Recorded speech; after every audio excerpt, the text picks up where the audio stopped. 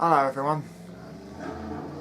Sorry that it's been a while, it's just I've been struggling a little bit since I was last on, but I'm back now, and if you can hear noise in the background, it's just cars outside. Anyway, I've recently been working on a new Bavalon Tale called The Attack at Winterhollow Manor, and I haven't finished it yet, but I am going to be reading a few chapters from it. First is, well, I'm going to read the first chapter from it now. So just sit back, relax, enjoy, and get ready. It's about to begin. On the southern borders to No Man's Land at Castle Highland, in the chambers of the Northern Knights Guild, theLeader sat Sir John Seal of Winterhollow Manor, the Shade Killer, hero of the north, south and western borders, bane of Wolfstations, knight of the White Roses, and the first guild leader to successfully continue to unite the tribes of No Man's Land. He was sat at a large table with a map of No Man's Land spread out across it. He had sent envoys to the eastern snow elf and western human tribes to talk with them. But John was not just thinking about that. He was thinking of his home further south. He got up and walked to a large mirror near his desk. He was tall and muscular, with a thick darker brown beard and hair, light brown eyes, a slightly crooked nose, scars from his many battles, and he was wearing the custom green trousers, blue tunic, red coat, and with a fur trim, thick green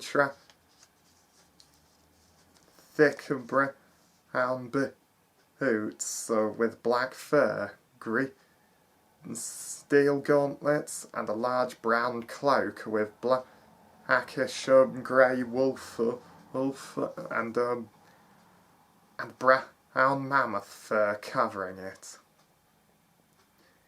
He looked at the guild sigil on his chest, the white gerfalcon of the north. Then he walked back to the map.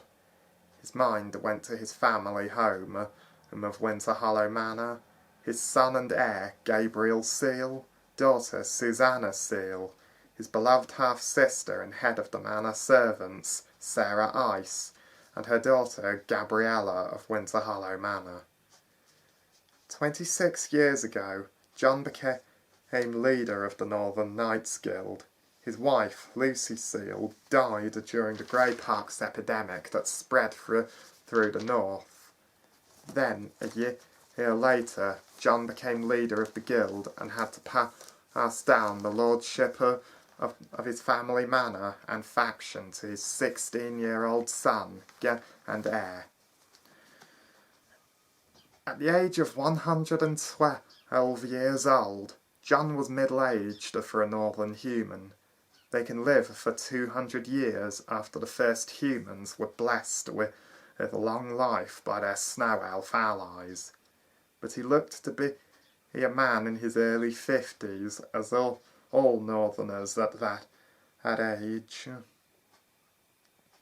John turned to his gold and silver dwarven forged armour and the human double-bladed great axe standing up against the wall next to his second shelf of books and scrolls. He wore that armour and wielded that great axe the day he became the first human in 100 generations to kill a shade. "I am known for many things, Sir Samson," John said to the male snowy owl perched on his desk to the right of his armour. "I am respected by all folk in the north, in the northern kingdoms and No Man's Land. But sometimes I wonder if that's enough to unite the tribes of this land. The owl hooted somberly as he then put his chin in his hand and looked at the map on the table. He was brought out of his thoughts by a knock at the door. "Enter," John said, then turned to see a tall and muscular man with a scruffy blonde beard and long hair, dark blue eyes, scars on his handsome face, and he was dressed just like John, except his cloak was only wolf fur. "Hello, Kade, my friend," John said to his second-in-command, Sir Kade Wolfslayer Jones of Arangus City, former Prince of the North, killer of wolf bandits, hero of the North, saviour of Winter's fairest city, and the Knight of the Wolf Blood. "We have received a scroll from Winterhollow. It is a message for you from Sarah and Gabriel. They say it's important," Kade said, and he handed him the scroll. The wax seal was the sigil of John's family, home, and faction, the White Rose. John took the scroll from Kade and opened it. "Dearest father and brother, we all miss you here at Winterhollow. The harvests, mining, and the rest of the gathering across the Winterhollow lands has been tough, but as our family say, winter is cruel, but men endure. We have received word from Wintervale Castle that Robert Iles-Limer, first of his name, brother of your sister-in-arms, Lady Gemma Iles-Limer, leader of the Watchers of the North's southern borders, and Lord of Wintervale Castle, has seen the Wolftation bandit leader, Dan Blackhide, has assembled his army and is coming north. We know he still blames you for the deaths of his brothers.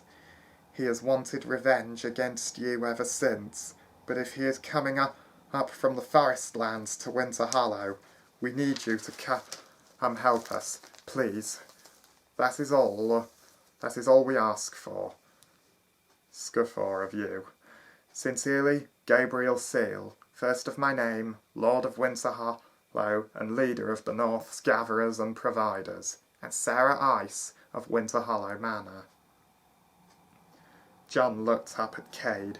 Then he put the scroll on the table, stood up, and walked to Kade.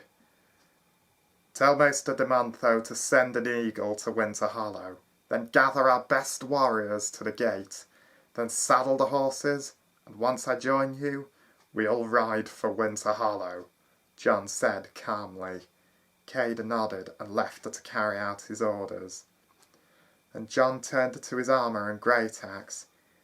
He was going back to his family home, but he would need to gather his weapons and armour.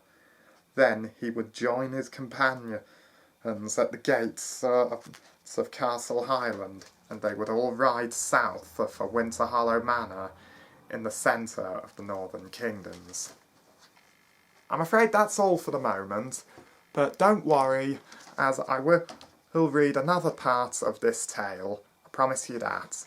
And for now, just leave a comment down below and give me some feedback. Have a good day.